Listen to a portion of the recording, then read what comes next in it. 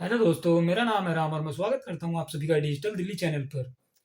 आज हम बात करने वाले हैं ईडब्ल्यूएस एडमिशन के रजिस्ट्रेशन फॉर्म के लेके। तो आप सभी को पता होगा, देखिए जैसे कि आप लोगों ने थंबनेल पे भी देखा होगा कि डायरेक्टर ऑफ एजुकेशन की जो वेबसाइट है edudel.nic.in।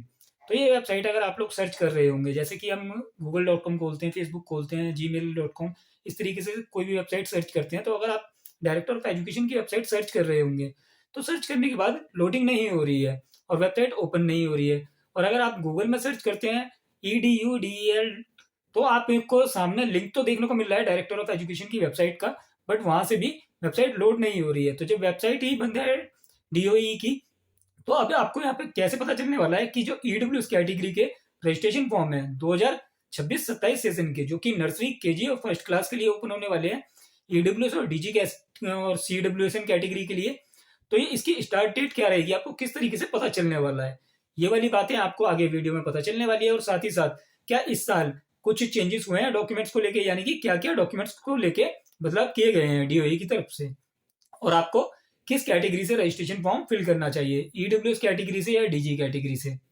तो आपको सारी इन्फॉर्मेशन वीडियो में आगे मिलने वाली है। तो उससे पहले अगर आप लोग हमारे चैनल पे आए हैं पहली बार, तो हमारे चैनल को कर लीजिए सब्सक्राइब और वीडियो को कर दीजिए लाइक। और साथ ही साथ आप लोग हमारे चैनल पे सीख सकते हैं इनकम सर्टिफिकेट बनाना, SC ST OBC सर्टिफिकेट बनाना, voter ID card, driving licence, passport, ration card apply करना, मेंबर्स जोड़ना राशन कार्ड में, इस तरीके की और भी सर्विसेज आप हमारे चैनल पे सीख सकते हैं। विडो पेंशन, डिसेबिलिटी पेंशन या फिर ओल्ड एज पेंशन के बारे में इन्फॉर्मेशन आपको हमारे चैनल पे देखने के लिए मिलती रहती है।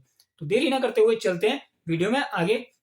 तो देखिए, आप लोग EDULD जो वेबसाइट खोल रहे हैं डायरेक्टर ऑफ एजुकेशन की, तो ये वेबसाइट लोड तो हो नहीं रही है। तो इसका मतलब क्या है कि आपको किस तरीके से इन्फॉर्मेशन मिलने वाली है कि रजिस्ट्रेशन फॉर्म इस डेट से स्टार्ट होगा।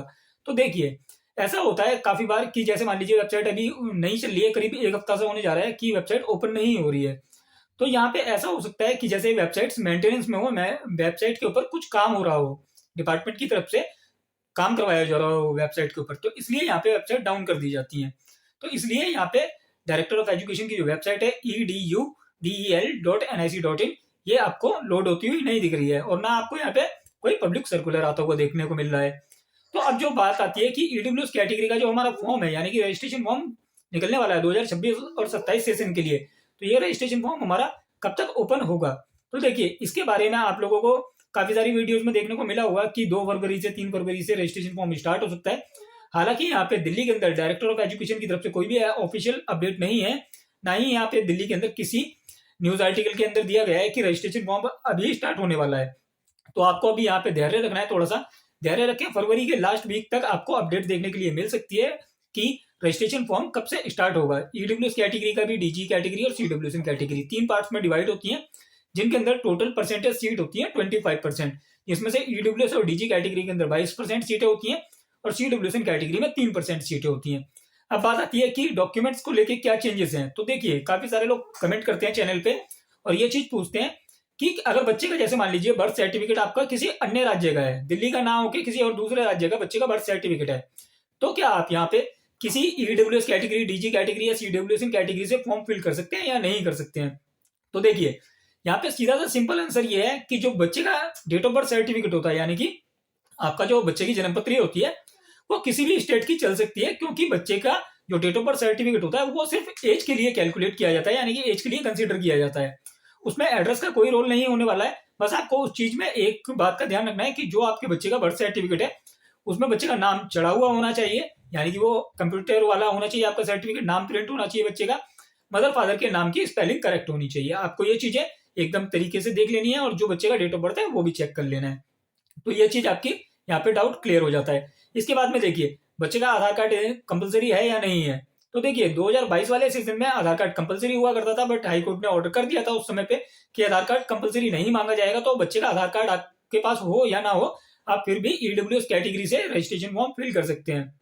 इसके बाद में बात आती है कि काफी सारे लोग यहाँ पे कंफ्यूजन में रहते हैं कि जो इनकम सर्टिफिकेट बनवाना है वो मदर का बनवाएं या फादर का बनवाएं। तो देखिए, यहाँ पे एक चीज और है, अगर आपके पास राशन कार्ड है तो आपको यहाँ पे इनकम सर्टिफिकेट बनवाने की जरूरत नहीं है, आप राशन कार्ड के माध्यम से फॉर्म फिल कर सकते हैं। पर राशन कार्ड को लेके एक डाउट होता है, क्योंकि जब आप रजिस्ट्रेशन फॉर्म फिल करेंगे ईडब्ल्यूएस कैटेगरी का, तो आपको वहाँ पे इशू डेट फिल करनी होती है और राशन कार्ड के ऊपर आपको इशू डेट देखने के लिए नहीं मिलती है। तो आप वो किस तरीके से देख सकते हैं क्योंकि वहां पे आप बिना डेट फिल करे आगे प्रोसीड नहीं कर सकते हैं फॉर्म को। तो वो मैं आपको नेक्स्ट वीडियो में बता दूंगा किस तरीके से आपको राशन कार्ड के थ्रू भरना होता है फॉर्म। अभी बात कर रहे हैं कि आपको इनकम सर्टिफिकेट किसका बनाना है, मदर का बनाए आप इनकम सर्टिफिकेट या फादर का बनाए। तो देखिए, आप यहाँ पे किसी का भी इनकम सर्टिफिकेट बनवा सकते हैं, मदर या फादर का। ऐसा कोई बाउंडेशन नहीं है कि आप मदर का नहीं बनवा सकते या फादर का ही आपको चाहिए होगा। आप मदर या फादर में से जो भी अर्निंग कर रहे हैं उनका इनकम सर्टिफिकेट बनवा सकते हैं और उसे इनकम सर्टिफिकेट के ब्याह पे आप रजिस्ट्रेशन फॉर्म फिल कर सकते हैं। अब एक चीज और होती है, जैसे कि मान लीजिए रजिस्ट्रेशन फॉर्म ओपन होगा, यानी कि फरवरी लास्ट वीक में अपडेट आ जाएगी, तो आपको मार्च के फर्स्ट वीक में रजिस्ट्रेशन फॉर्म फिल करने के लिए मिल जाने वाला है। तो आप यहाँ पे क्या कर सकते हैं, जैसे मान लीजिए आपने इनकम सर्टिफिकेट बनवाया नहीं, आपने एक्नॉलेजमेंट स्लिप यानी कि जो आपने इनकम सर्टिफिकेट के लिए अप्लाई किया है और उसकी स्लिप है आपके पास, तो आप उस स्लिप से आवेदन करना चाह रहे हैं। तो आपको यहाँ पे एक चीज का ध्यान रखना है, जैसे कि लास्ट ईयर हुआ था 25-26 के सीजन में, काफी लोगों ने इनकम सर्टिफिकेट के ब्याह पे रजिस्ट्रेशन जो एक्नॉलेजमेंट स्लिप रहती है उसके ब्याह पे फॉर्म फिल कर दिया और उनके बच्चे का नाम अलॉट हो गया।